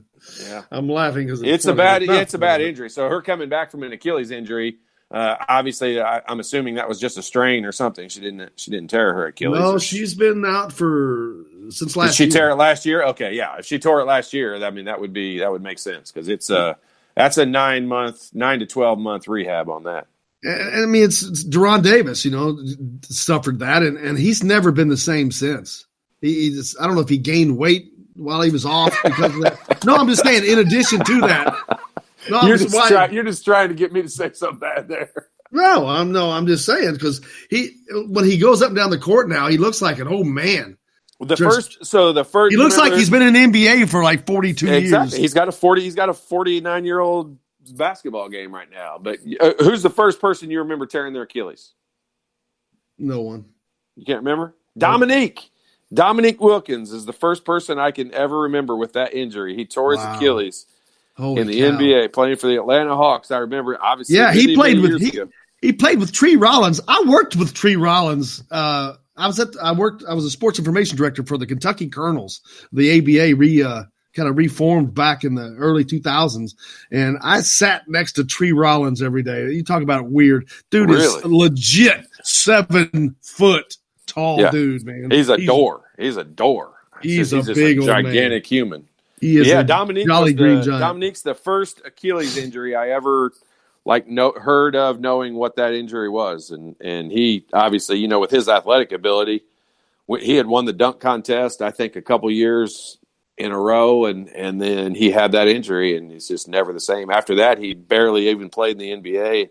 Ended up going to Greece and getting his boat sunk and all kinds of stuff over there. He was. Hey, Tim texted, and I forgot. He asked about suggestions for you. He's going to Owensboro down there. He's going to get some barbecue. But, yeah, you suggested Drake's. He says Drake's, Tim. So there's your place. Man, Drake's in Owensboro. They're getting ready to have one in Evansville here coming up. They've got one in Indy. I'll tell you what, they have a great TV set up, and they have a sushi of the month every month. They come out with a new one, and it's only a month old. It's legit. It's good. So there you go, Tim. Drake's. Go to Drake's. I recommend it. Their TV setup is great, and their food is incredible.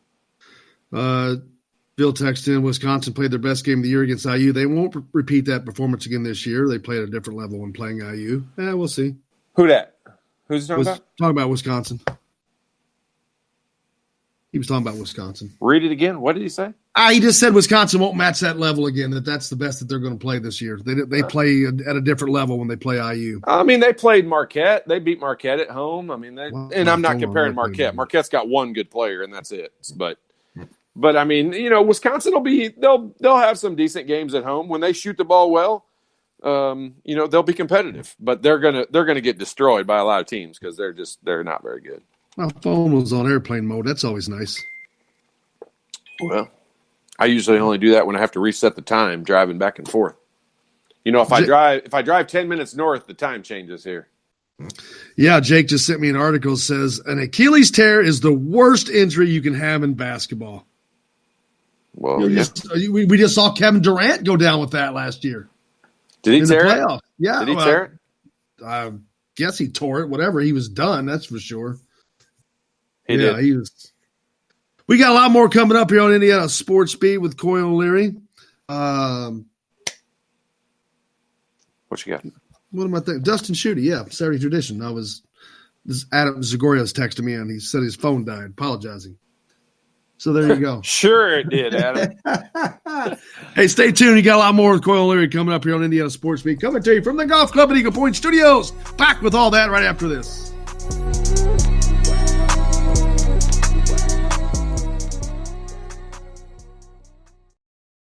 Hello, everybody. Jim Coyle from Indiana Sports Beat. When I'm not covering the Hoosiers, you can find me at Bubba's 33 in Clarksville, located on the northeast corner of I-65 at Veterans Parkway. Bubba's 33 has hand-tossed pizzas, bold burgers, and ice-cold beer from a select list of local craft brewers. An incredible food selection, all made fresh daily. Whether you're meeting the team for that post-win meal in the family dining area or meeting friends for happy hour to watch the game on one of Bubba's 50 TVs. Bubba's 33 in Clarksville. Pizza, burgers, beer. We all want a winning smile for those championship photos, and that's exactly what you will get at Reynolds Family Dentistry in Sellersburg. Reynolds Family Dentistry has been serving the dental needs of Hoosier families for over 30 years. Let Doctors Roger and Jay Reynolds take care of your family. Just off of I-65 at 809 South Indiana Avenue in Sellersburg. Call 812-246-3368. That's Reynolds Family Dentistry, 812-246-3368.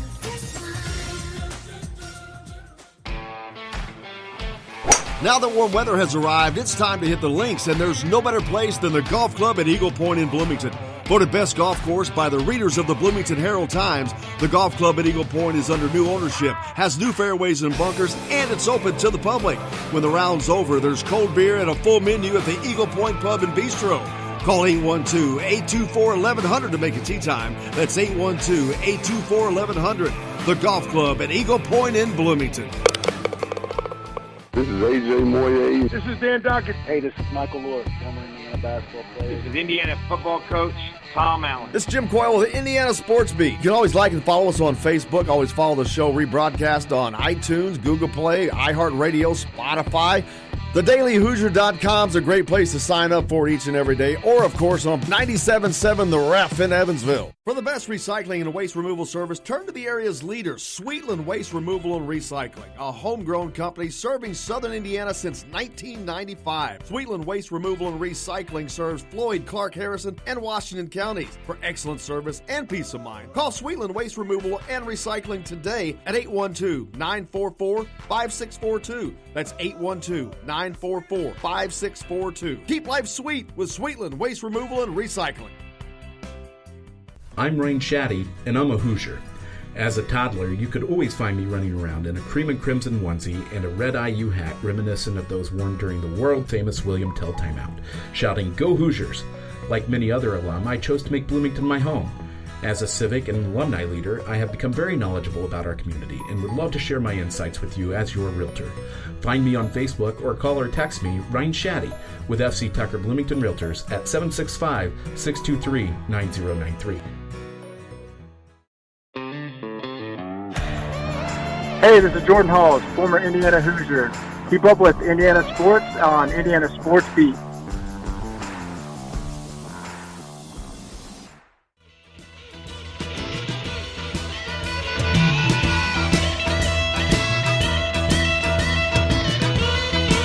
Let her roll. Welcome back to Indiana Sports Beat with Coy O'Leary here on this Thursday, December 12th. Hope you're having a great day. Man, is this start to 12 days of chronic Christmas? Are we in there close to December 12th? No. Getting there. Welcome back to the Golf Club at Eagle Point Studios. Coy O'Leary here with you. Joined now by our good friend Dustin Schutte from Saturday Tradition. Dustin, how are you, brother?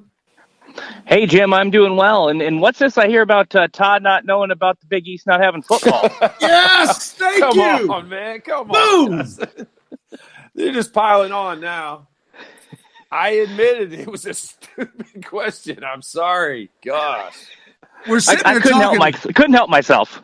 I'm glad you were listening to that. Yeah, we're talking to Adam Zagoria, and he's like, well, why would they not want to go to the Big East? I'm like, because they don't have a football team. I did not know that. I watch a lot of football too. That's the crazy part. It was just a mental lapse. Baby steps. When you don't do this every day, trust me, there's stuff that you just forget when you don't do this every day, or when you get out of it. There's just because it's so much information that you're always shoving into your head. Thank you so much, Dustin. You just become my favorite guest. Hey, I'm just going to tell you right now, even if you do this every day, you forget stuff, at least on my end. Yeah. When you get to my age, I forget. Trust me, I forget stuff every day. I'm telling you, man, there's just too much. But it's like bowl season rolling around, man. It worked out pretty well for the Big Ten this year, Dustin. Yeah, you talk about the Big Ten finally ending that 2-year drought of not being in the college football playoff, and then you get 3 teams in the New Year's Six bowl games with Wisconsin going to the Rose Bowl playing Oregon, and then Penn State creeping in there to the Cotton Bowl, and they'll take on Memphis. So overall, really good draw for the Big Ten in terms of the high-profile bowl games, and then you kind of get what you want if you are a Big Ten fan, a chance to kind of change the narrative a little bit. You get 3 really good SEC teams. You get 3 Pac-12 opponents and 2 teams from the ACC, including the defending champions. So, we talked all season about how the Big Ten is an improved conference, how it might be the best football conference in America, superseding the SEC. You kind of get those matchups, with Michigan and Alabama, Minnesota and Auburn, Ohio State, Clemson. You get some of those key matchups where the Big Ten can really make a statement this postseason. Yeah, and it helped Indiana, especially Oregon beating Utah, which allowed Penn State to slide up to that Gator Bowl you mentioned, which then allowed Indiana to stay up into the Gator Bowl, which in normal years it wouldn't have been a problem, but there were so many Big Ten teams with 8 to 10 wins that, man, it was very crowded up there, and it didn't look good for Indiana for a minute. Thought that they may end up in a Pinstripe Bowl, but with Oregon beating Utah, that allowed them to stay up there, and then we had to change – Dustin, thinking it was going to be Indiana and Kentucky in the Gator Bowl, and that was going to be really fun. Ended up with Tennessee, which is still pretty good. It's an SEC school, but yeah, I think that would have been the matchup everybody wanted, right? And I think that would have absolutely that would have been the one. Maybe break out the old bourbon barrel for that one. Would have been a lot of fun down there in Jacksonville, but. And I don't know really, and this is why I'm not the best at the bowl projection thing, because there's so many different aspects to it that you don't really know about. And from what I understand, Tennessee didn't want to play in the Gator Bowl. Then all of a sudden they pulled rank on Kentucky, winning the head-to-head, and decided that they do want to play, go down there to Jacksonville after a 7-5 season. So, yeah, it was really interesting. I would have preferred to see the Kentucky-Indiana matchup. But Tennessee-Indiana, hey, that's going to be a really fun one as well. And from what I've read from Knoxville, they just put out a story today. I'm not sure the Knoxville newspaper down there said that the CEO of the Gator Bowl is expecting a sellout. So, I expect a lot of orange and red to be in the stands there in Jacksonville. We'll be there, baby. Are you heading down? Are you going to any bowl games? Well, we'll see. You got to work some stuff out. So with Ohio State being in the Fiesta Bowl, that certainly helps my chances. And then we got some, games that are close in proximity to me. But we'll see. We'll see how it works out. I would like to, but I don't have the final say in that. So we'll find out soon enough. Absolutely, looking forward to it. We're looking forward to being down in Jacksonville for the Gator Bowl. I mean, that will be it's a great opportunity for Indiana. Like you said, you want to make a statement, then win your bowl game. And if you beat an SEC team, even though it's Tennessee, they won 5 in a row to end the season, and they're in a bowl. So you got to take what you can get. But a win is a win in this scenario for this Indiana team. And but beating a Tennessee team in a Gator Bowl would be pretty nice. That's a nice plus. It's the only game in town that night, Dustin. Yeah, that's you talk about having all eyes on you. You get the chance to take on an SEC team that I've talked about before. That it's Tennessee, right? Like it's still a prominent perennial power. It hasn't had that same luster. But when you say Tennessee, you think college football, right? So I think Indiana does have that opportunity to get a statement win. It has a chance to get its 9th win, the first time since John Pont in 1967, and Indiana went to the Rose Bowl that year. The big thing to me, though, when you look at this, you're down in Jacksonville, you get the only game, you're taking on an SEC team, you get a great chance with a lot of recruits watching to make your statement. I know Indiana this season hasn't had the best recruiting class, but you got to think that with Tom Allen's ties to Florida and with Indiana going down to Jacksonville to play, again, an SEC school that finished with 5 straight wins, you get a chance to get your 9th win of the season. You get a chance to beat an SEC team on the national stage with the only game. You got to think that's going to be really appealing to recruits. And you might start to see kids in the 2021 class, 2022 class, maybe start to give Indiana a second or third look, because this is a program we've talked about on the rise. It's here to stay. It's not just a flash in the pan type season for the Hoosiers. And now you can put an exclamation point on this season and really start building towards your future if you get the 9th win of the season over a Tennessee team that is much better at the end of the season than it was to start the season. Absolutely. And you talked about the recruiting ties for there. Tom Allen has just done a remarkable job in that. And then you add to the fact that Indiana has the most Florida natives on their roster than any Big Ten team. He's looking to use this as another recruiting commercial of sorts that he's going to be using while he's down there. Yeah, and right now in the 2020 class, they just have 1 commit from Florida at this time. Now, obviously, there's still a week until the early signing period, and then you wait a couple months, and then you get to the national signing day. So there's still some time to add to that class, add maybe some more Florida recruits, and again, maybe a win in the bowl season and over Tennessee, maybe get you a few more recruits from the state of Florida. But this is going to be not just even for Florida, but it's going to be, you look at Georgia. There's a lot of good players out of the state of Georgia. There's a lot of good players, obviously, in the state of Tennessee and the state of Florida. So there's an opportunity here, not just to recruit the state of Florida, but recruit kind of on a regional basis. And then, as you mentioned, the important thing is that's the only game that night. It's a 7:00 primetime kickoff on January 2nd. So there should be a lot of eyeballs on there. And again, a lot of people from around the country are going to be looking in and seeing how the Hoosiers perform. And if they can deliver, beat a good Tennessee team, I just think that there's going to be a lot more recruits that are saying, hey, Indiana's got something special going, and they just got their 9th win. They just beat a good SEC team. Let's give them another look. As far as the college football playoffs, Todd's a big, gigantic SEC fan. He was trying to get the 3 SEC teams into the college football finals. But LSU gets that number 1 spot at the end. And a lot of people were going either way. I thought that Ohio State did what they needed to do to maintain that number 1 spot. They had 5 wins over top 25 teams. I don't care that Wisconsin played well in the first half, because to me, Ohio State showed what they were made of by dominating that second half. And but anyway, it makes a difference because now Ohio State has to play Clemson, while LSU seems to have the easier path with Oklahoma in that first game. But man, what a game between Ohio State and Clemson that should be. Yeah, that should be a lot of fun. And to your point, and I won't talk about this too much, but you talk about that number 1 seed and that number 1 spot. And Ohio State did everything that it was asked to do this season. A lot of people ask the question, what's Ohio State going to look like when it plays a ranked opponent? What's Ohio State going to look like when it has to go on the road against a good team? What's Ohio State going to look like when it's in a pressure situation when maybe it falls behind? It answered all those questions, won every game on its schedule by double figures, goes 13-0, and wins a Big Ten championship against a really good Wisconsin team. And all the metrics, offense, defense, strength of schedule, number of top 25 wins, all that favors Ohio State, and LSU gets the jump. So there's a little recency bias where the SEC championship game, LSU looked good against the depleted Georgia team. So I think I agree with you. I don't know that it's a huge difference, but I do think Ohio State should have got the number 1 spot. But yeah, I mean, we talk about Clemson all season long about kind of being the team that, maybe this is Florida State from 2014. They went undefeated, dropped from number 1 to number 3, and then they got blown out by Oregon. And I believe it was the Rose Bowl that year in the semifinal game. When you look at Clemson, they're winning games by an average of 5 touchdowns per game, and that includes the 1-point win over North Carolina. They had 1 slip up this season, and they've been penalized for it. This is a team that, if you look at, I'll say this, and hopefully you guys get the reference, but this is when you look at Ohio State and Clemson and just how good they are on both sides of the ball. I mean, this is basically the Spider-Man meme, right? Just pointing back at each other because both teams are so good on both sides of the ball.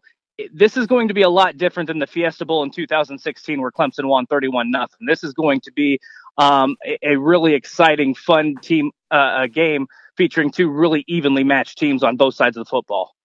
I don't know if you paid much attention to what's going on in college basketball this year, but the biggest thing has been parity. It's been crazy, the parity in college basketball. There is no dominant team. We're now about to have our fifth number one team when Adam Zagoria pointed out there was only 4 all of last season, and we're about to have our fifth midway through December. Do you ever imagine college football getting to a point where there's that kind of parity? I do think that eventually we'll see the college football playoff expand to 8 teams. Whether it goes further than that, I don't know. But I believe that is going to create some parity, because when you look at the dominant teams right now, Clemson's been in the college football playoff 5 times. Alabama's been in the college football playoff 5 times. And you throw Ohio State in there, I think this is their 3rd or 4th appearance in the college football playoff. Excuse me. When you expand that gives recruits the opportunity to see that, hey, I can go to more than just 5 or 10 schools and maybe compete for a national championship. So I think you have to have an expanded field in college football to see that kind of same parity that you see in college basketball. Now, I don't ever know that we're going to get on the same level in college football as you are on college basketball. But I do think that if you were to extend or expand the college football playoff to 8, maybe even 16 teams, whether people like that or not, it's going to create a better game, a more balanced game, a more, as you said, there's going to be more parity in college football. So right now with the 14 field, I think you're still going to look every year at probably the same 5 or 10 teams. That doesn't mean that a team like Iowa or Indiana can't go and win a conference title. You saw last year Northwestern won a Big Ten West division. But the likelihood of them getting into a college football playoff and competing for national titles right now just slim to none, and I don't see that changing as long as we have a 14 field. Todd, you got anything to add to that? I mean, I don't understand why we're still talking about football. I thought the national championship was last Saturday. Didn't LSU win the national championship last Saturday? Exactly. They got moved to the Big East. you guys can let that joke go, because I made a mistake. Okay, I admitted it. Now let's move on. But you know, the fun. I love the debate back and forth as to whether I actually love it, because I love hearing Ohio State fans just whine like crazy about getting bumped down to number 2. But in all reality, as a football fan, I wouldn't have cared if it was Ohio State and Clemson or LSU and Clemson playing that game. That game is going to be really fun, exciting to watch. And both of them will. Oklahoma will bring a lot of offense in the other game, but I think whoever plays them would have ended up winning. But that Clemson game, I mean, I'm excited to see how good Clemson really is, and they may be the best team in the country. We may not realize it just because we haven't been able to see it against their opponents, but I'm excited that it got bumped down. It's just kind of fun for me because I get some weird satisfaction out of listening to Ohio State fans just whine and complain all the time. You know, the one thing that no one has considered, though? No one has considered what happens if Oklahoma beats LSU. Yeah, that's because it's not reality. There's no chance of that happening. There's no chance at all. 0 chance. You cannot say that. There's no way you can say that. 0 chance. What kind of odds you going to throw in on that? Because I might want in on that bet. Boom. Okay, I'll let you guys name. I mean, be realistic about it. Don't throw some ridiculous 100-to-1 odds or something. But be realistic about it, and I'll take whatever bet you want to throw at that, because that is 0 chance. There's your opportunity, Dustin. You guys don't want to admit it, but you guys know the real national championship took place last Saturday. Oh my God! Please devise something, Dustin. Yeah, I'm going to say that LSU's defense this season, I know they held Georgia to 10 points, but that's a bad Georgia offense. And it was depleted. So I haven't seen enough from LSU's offense to tell me. I'm not saying that Oklahoma is going to win the game, but I don't think that you can. This is going to be a shootout. Like, this game's going to be in the 40s, maybe even the 50s. I think back to what LSU 2017, I believe it was, Georgia and LSU Oklahoma, and that game came out to a shootout. I think that's what you're going to see in the You're absolutely Peach Bowl. right, Dustin. You're absolutely right, Dustin. The LSU will be in the 50s, and Oklahoma will be in the 20s. You're exactly right. We'll find out soon enough, won't we? I'll have to conjure up some sort of bet here for. All right, I'll be up back in Indiana in March, and maybe we can figure something out here.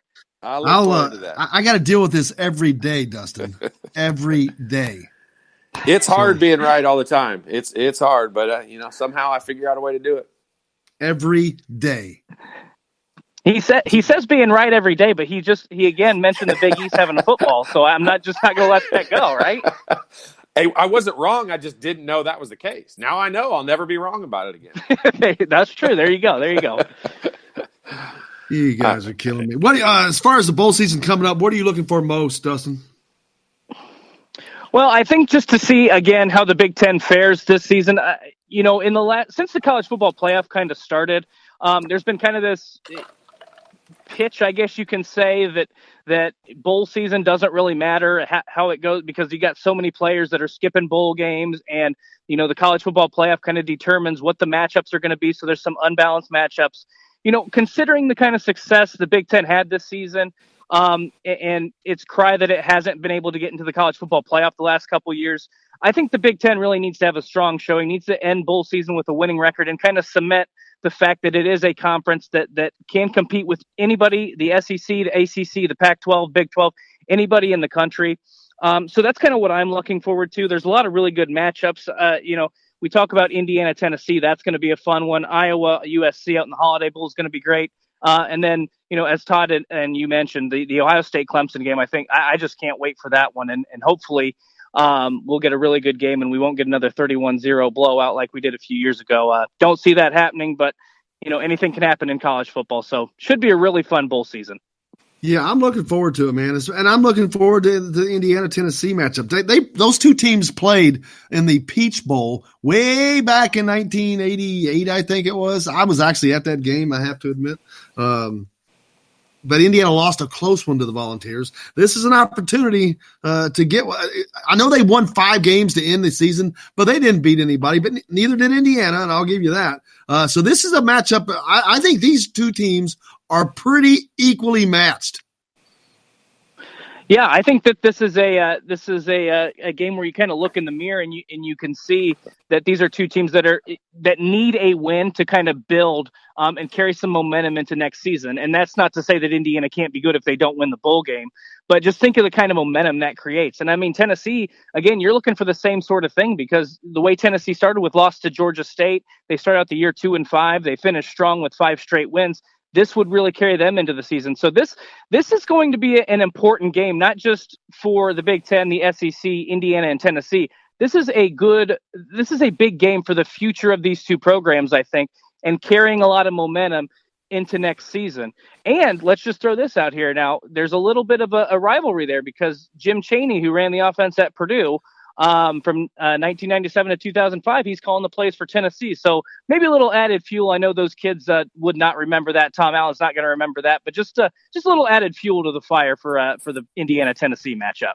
I'll tell you how big this game could have been. Michael Penix was decommitted by Tennessee.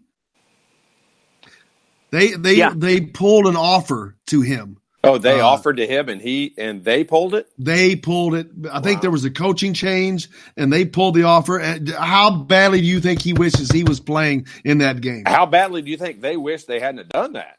Oh, I guarantee you. Yeah, how dumb is that? Are there any players from either side, but probably mainly from our perspective of Indiana, are there any players that there would be the potential to sit out this game because of injury or because of the NFL draft? Not for Indiana. No. I don't know. I wouldn't think so either. Just because of the fact that this is such a big game, Indiana's had such a good season. I can't imagine that there would be anybody sitting out this game for NFL purposes. There's no one high profile enough. As a matter of fact, the guys that are looking toward the NFL for probably either of these teams need this game to get more attention. To be honest with you.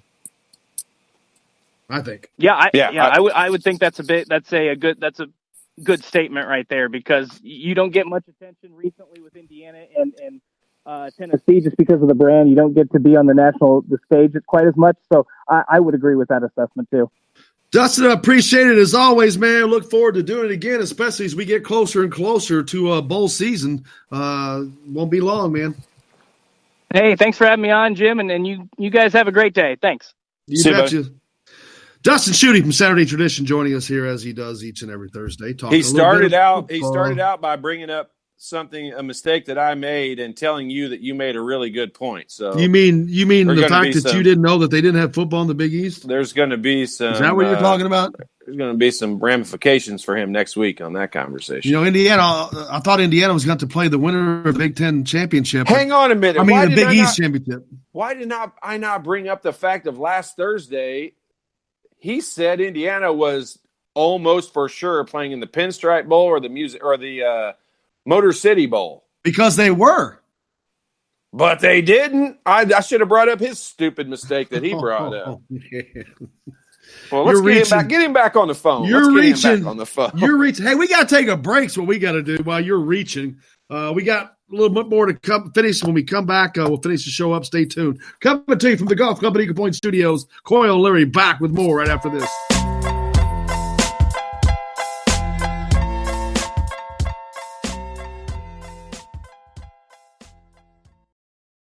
Hello, everybody. Jim Coyle from Indiana Sports Beat. When I'm not covering the Hoosiers, you can find me at Bubba's 33 in Clarksville, located on the northeast corner of I-65 at Veterans Parkway.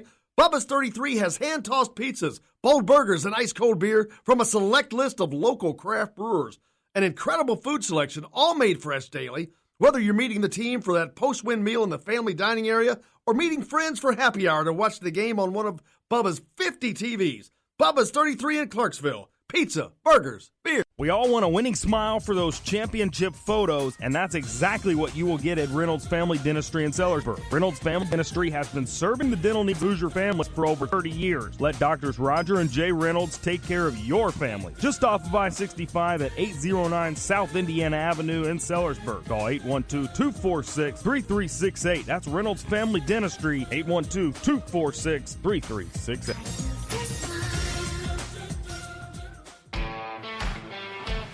Now that warm weather has arrived, it's time to hit the links, and there's no better place than the Golf Club at Eagle Point in Bloomington. Voted best golf course by the readers of the Bloomington Herald-Times, the Golf Club at Eagle Point is under new ownership, has new fairways and bunkers, and it's open to the public. When the round's over, there's cold beer and a full menu at the Eagle Point Pub and Bistro. Call 812-824-1100 to make a tee time. That's 812-824-1100. The Golf Club at Eagle Point in Bloomington. This is AJ Moye. This is Dan Dockett. Hey, this is Michael Lewis, former Indiana basketball player. This is Indiana football coach Tom Allen. This is Jim Coyle with the Indiana Sports Beat. You can always like and follow us on Facebook. Always follow the show rebroadcast on iTunes, Google Play, iHeartRadio, Spotify. TheDailyHoosier.com is a great place to sign up for each and every day. Or, of course, on 97.7 The Ref in Evansville. For the best recycling and waste removal service, turn to the area's leader, Sweetland Waste Removal and Recycling, a homegrown company serving southern Indiana since 1995. Sweetland Waste Removal and Recycling serves Floyd, Clark, Harrison, and Washington counties. For excellent service and peace of mind, call Sweetland Waste Removal and Recycling today at 812-944-5642. That's 812-944-5642. Keep life sweet with Sweetland Waste Removal and Recycling. I'm Rain Shaddy, and I'm a Hoosier. As a toddler, you could always find me running around in a cream and crimson onesie and a red IU hat reminiscent of those worn during the world-famous William Tell timeout, shouting, "Go Hoosiers!" Like many other alum, I chose to make Bloomington my home. As a civic and alumni leader, I have become very knowledgeable about our community and would love to share my insights with you as your realtor. Find me on Facebook or call or text me, Ryan Shaddy, with FC Tucker Bloomington Realtors at 765-623-9093. This is former Indiana basketball player Brian Evans, and you're listening to Indiana Sports Beat with Jim Coyle.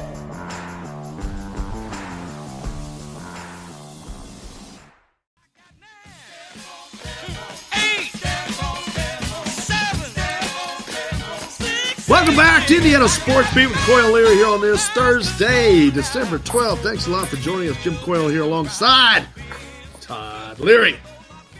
You're welcome. Hope your day is going on. We appreciate that. Adam Zagori on with us earlier, and Dustin Schutte from Saturday Tradition as well, talking football, basketball. Got a little everything going on today as we're heading towards bowl season. Looking forward to that getting started. Won't be long, man. Once they start, it's like every other day. It's like the 12 days of Christmas, except they're 12 days of bowl season that lasts into mid-January. Yeah, the crazy part's going to be that December 28th with the 2 semifinal games. Like, that'll be So it sounds like they have a 2-week break now. at least. So it used to be a week. Yeah, I know. It used to, when they moved the game back, the championship game back to like January 6th, you were like, yeah, it's always used to be New Year's Day. Yep. New Year's Day was the end of college football, and then they move it back to the 6th, and you're like, yeah, whatever. Now it's the 13th. It's crazy. TV money, baby. They got to stretch it out. There's a couple bowl games that are after January 1st that are just like, you're like, what? Who is that? What bowl is this? Yeah, some people outside of the state of Indiana are probably saying that about Indiana's game. No, this is one of those dumb bowl games of teams you never heard of, and some stupid. Some of bowl them game start. Yeah, when do they start? Like, some of them start pretty soon. Don't They got to start somewhat soon. I mean, today's December 12th.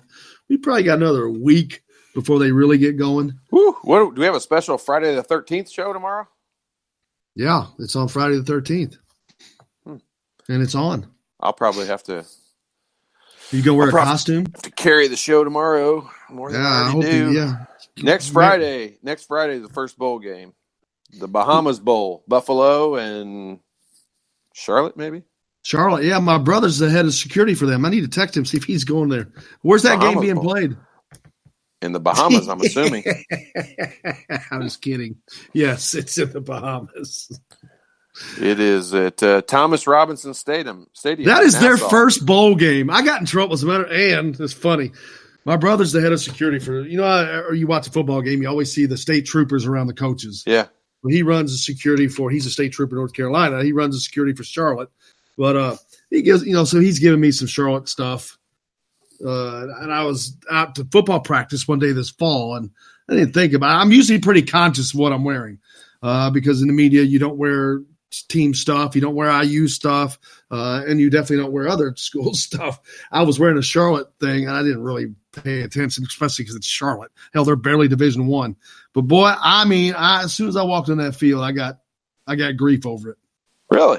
Oh, absolutely, yes, from the media relations department, and I get it. It's you got to draw the line, I guess. It was just, I'm very conscious that always.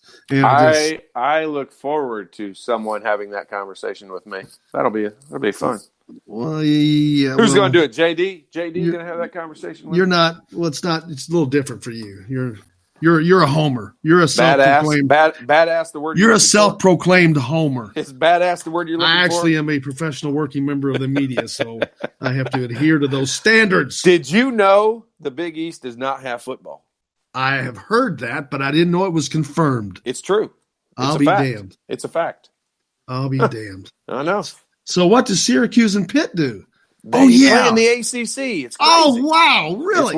It's weird. I know. Oh, it's nuts. Maybe Pitt and Syracuse and UConn and Maryland should join a conference together. Rutgers. That's what I meant. Rutgers and Maryland. Penn State.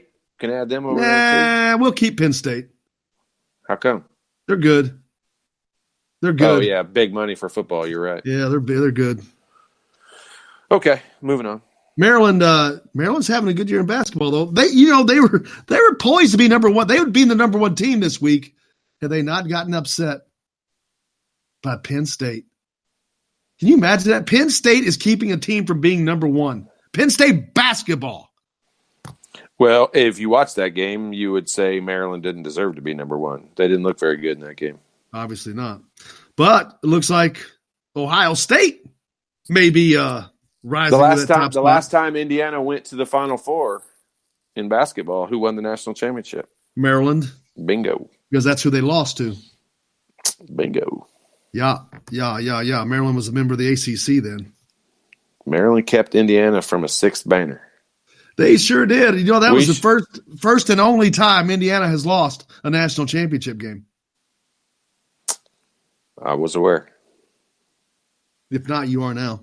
I was. I did know that. I didn't know there was no ACC. I didn't know there was no Big East football. They weren't in the Big East either when they I didn't know played. that. Maryland was, though. Maryland was. Yep.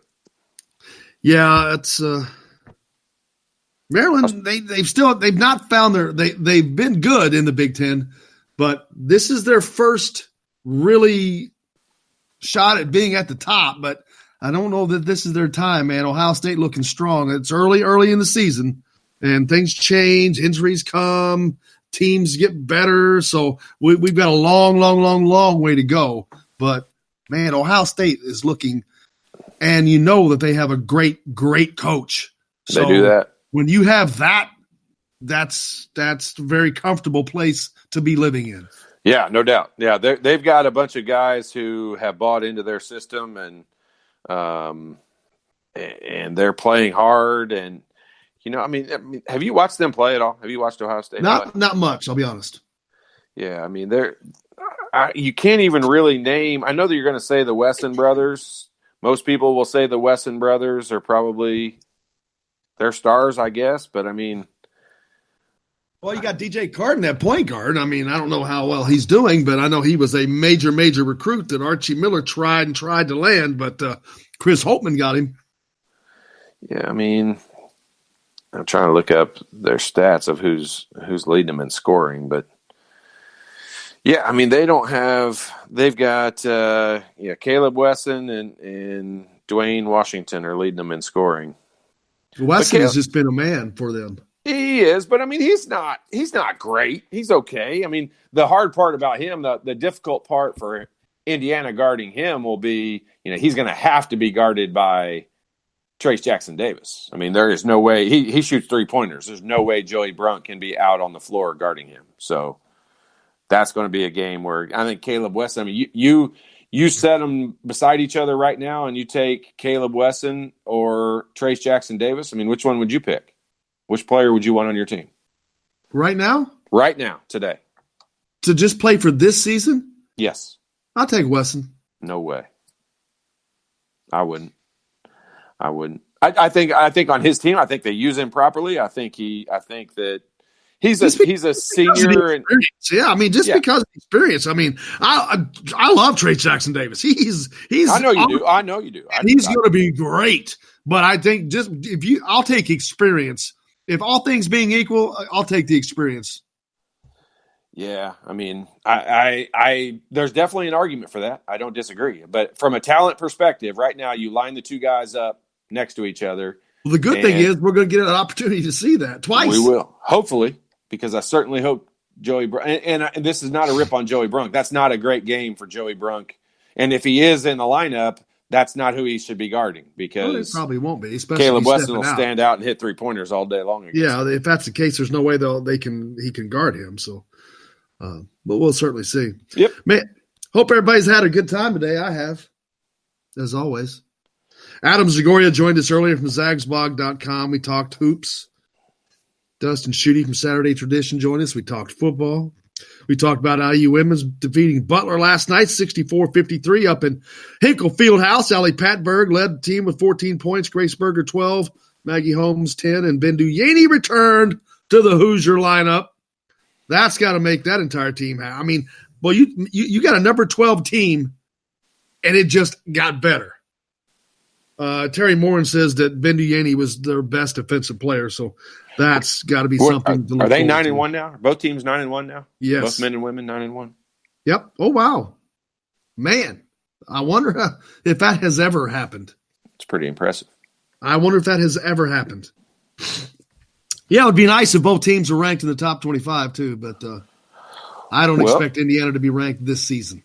A week from Sunday, is this at Assembly Hall? A week from Sunday, the Hoosiers host UCLA? Yes. That's at Assembly Hall. UCLA is ranked 10th in the country. Indiana ranked 12th. And Indiana that should be a top 10 matchup by then. That would be a great opportunity for Indiana fans. That's an 11 or 12 o'clock basketball game. That'd be a great chance for Indiana fans to go out and see this team play. I know that'll be the first time I get to see them play. You'll be there? I'm going to go to that. I'm really excited to see them play. We'll be there. If there weren't some conflicts, I'd go sooner than that. But I really want to go see that game. If it is, maybe we'll do a special show for them. That'd be great. I would love that. That's a big-time game, man. So maybe we'll do it from Assembly Hall because if there may not be It depends if there's a broadcast going on and what the rights and that kind of crap is. But if not, we'll do it from Assembly Hall. But yeah, I'm looking forward to it, man. And they've already played a brutal schedule. We've talked about it so much. The teams they played, ranked teams they played, my gosh. Number 5, South Carolina. Number 2, Baylor. They played Miami of Florida. They've got Michigan State coming up to start the Big Ten season. It's ranked. Yeah, those are back-to-back games. They play UCLA, Michigan State, back-to-back games. So Indiana is looking to be the class of the Big Ten. That's a meteoric rise, man. No doubt. Agreed. A meteoric rise, and congratulations to them. So look forward to it. We look forward to tomorrow also. We'll be back with plenty more. It's Friday. So, Stephen Bardo's on the program tomorrow. Forgot about that. Yeah. From Big Ten, former Illinois basketball player, used to abuse Todd Leary back in the day. He would have had I gotten on the floor. I don't think I played a whole lot in that game. I think when they saw the matchup of Todd Leary versus Kendall Gill, they went ahead and subbed me out. Did you get to play much at all as a freshman? I don't even remember. I started probably 4 or 5 games as a freshman. Coach Knight was big on we had 12 players on the team, and 7 of us were freshmen. So obviously some of us were going to have to play. And he was big on giving guys who practiced. Now, the majority of the games I think I started were early in the season, probably pre-Big Ten. I don't know if I started any Big Ten games, but I played a decent amount. Cool. Good deal. We'll talk about all that and more tomorrow. We appreciate everybody for joining us. Thanks a lot. Make sure you share the show. We appreciate it if you could do that for us, please. Get it out there. Let's get this thing grown up, man. Blow it out. Blow it out. Grow it out. But, give it a share and give us a like and follow wherever you see us, whether it's Facebook or Twitter or whatever. We appreciate all that as very much. So until tomorrow, for Jake and Todd, I'm Jim Coyle. I will see you on the radio.